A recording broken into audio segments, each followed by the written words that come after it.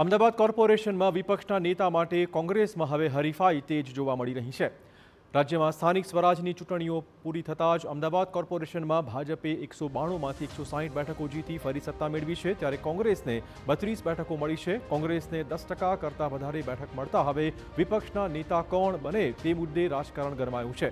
વિપક્ષના નેતા પદ માટે હાલ સૌથી પ્રબળ દાવેદાર નીરવ બક્ષી મનાઈ રહ્યા છે, કારણ કે કોંગ્રેસ દ્વારા પાછલી ટર્મમાં 4 વર્ષથી લઘુમતી સમાજમાંથી શહેજાદ ખાન પઠાણને વિપક્ષના નેતા તરીકેનો કાર્યભાર સોંપાયો હતો। હવે ફરી લઘુમતી સમાજમાં કોઈને વિપક્ષના નેતા તરીકે સ્થાન આપવામાં આવે તેવી શક્યતા ખૂબ જ નહિવત બચી છે।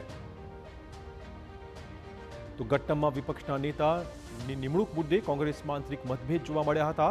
લગભગ 1 વર્ષ સુધી આ પદ ખાલી રહ્યું હતું, ત્યારબાદ શહેજાદ ખાન પઠાણને જવાબદારી સોંપવામાં આવી હતી।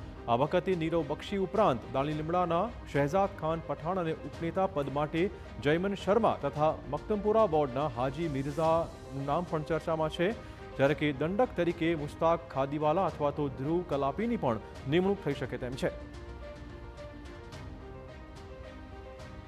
અમદાવાદમાં કોંગ્રેસે 32 બેઠકો હાંસિલ કરી છે, પરંતુ આ 32 બેઠકોમાંથી સિનિયર કોર્પોરેટરો કેટલા છે તે જો ગણવામાં આવે તો આંગળીના વેઢે ગણી શકાય તેવા 2 કે 3 જ સિનિયર કોર્પોરેટરો છે, અને એટલા માટે જ આ વખતે વિપક્ષના નેતા તરીકે નીરવ બક્ષી પ્રથમ હરોળમાં લાગે છે અને પ્રબળ દાવેદાર ગણાય છે, કારણ કે પાછલી ટર્મમાં 4 વર્ષ સુધી શહેજાદ ખાન પઠાણને વિપક્ષના નેતા રાખવામાં આવ્યા હતા, અને આ વખતે ફરીથી લઘુમતી સમાજમાંથી કોઈ નેતા તરીકે પસંદ કરવામાં આવે, વિપક્ષના નેતા તરીકે પસંદ કરાય તેવી શક્યતાઓ નહિવત છે।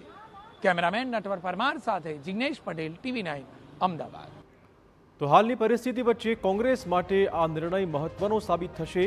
જો રહેશે કે પાર્ટી અનુભવને પ્રાથમિકતા આપે છે કે નવા ચહેરાને તક પૂરી પાડે છે।